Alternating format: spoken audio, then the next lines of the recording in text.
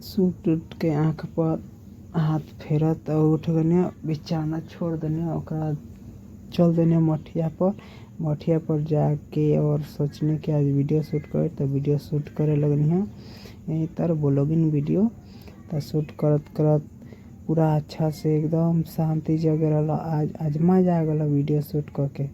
तब video shoot करत नहीं एकदम और पकड़ी के गाछ के जूम कर एकदम अच्छा से, मतलब सुबह के टाइम में इतना अच्छा वीडियो आवेला कि मज़ा आ जाला वीडियो बना के। और बाद पूरा ऊपर से त्रिशूल के फोटो खींचत नीचे लेनी है, पूरा मंदिर के अच्छा से विस्तार से वीडियो करनी है।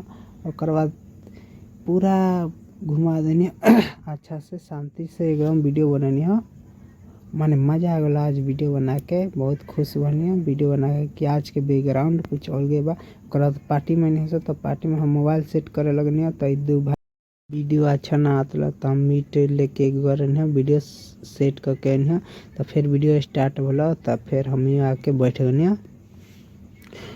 बैठला के बाद आराम से मस्ती में खनी सन और स्प्राइट पियत रही सन।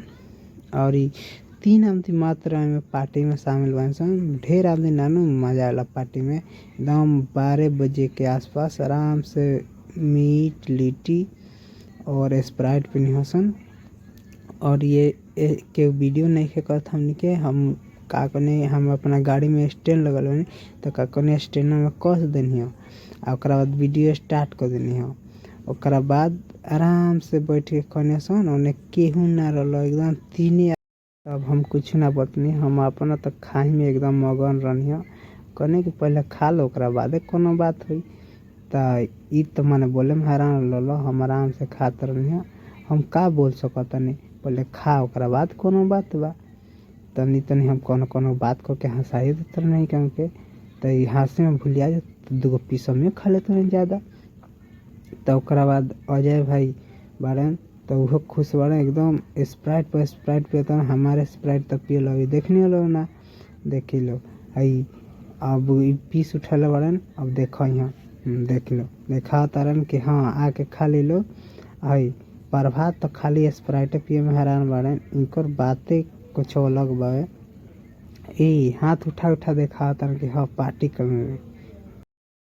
आज के पार्टी से बहुत खुश बने सन। और तीनों आदमी आराम से खने सन, केहू होने ना रहा। और खात एकदम हवा तेज रहा तो हमने भागे रहे सन। तब फिर कौन ना हवा उठ के फिर रुक जाई। ओकर बाद आराम से खने तो अब हमें ठंडा पिए लगनी है। और देखी इतना ही अजय भाई बारन कि सबको पानी फेंकेला तो स्प्राइट ढार के थोड़ा पी के फेंकता। देखो तो नहीं लोग के सामने ही नहीं लोकता। यही तो मस्ती में पीछे उधर ट्रैक्टर जाती है और जानते नहीं लोग कहाँ मानी टोरकुल बावे और शीशो के गाछ बा, वही बीच से एकदम ठंडा जगह बावे। एकदम मस्ती में खाता सन और स्प्राइट देखा इनको रोती देखल जा। खाए के समय चश्मा लगल बड़न प्रभात भाई, इनको तो जोड़े नहीं कोनो। अभी अजय भाई खा के इनका मुंह में कुछ पड़ गल से तो खाते खाते उठ गल कहते अब हम ना खाएं।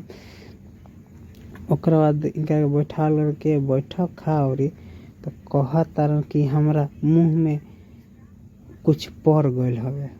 तो जाके फिर थूक गए हम, फिर खाता रहे एकदम गब।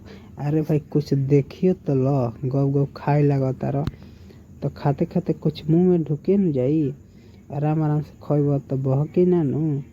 तो अब हम कुछ कहतानी, इतना तो याद नहीं कि हम का कहतानी।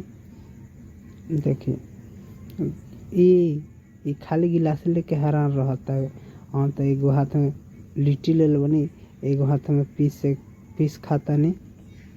अब अजय भाई उठलन, अब गलन हमारा मोबाइल के पास में, मोबाइल के बटन में टिप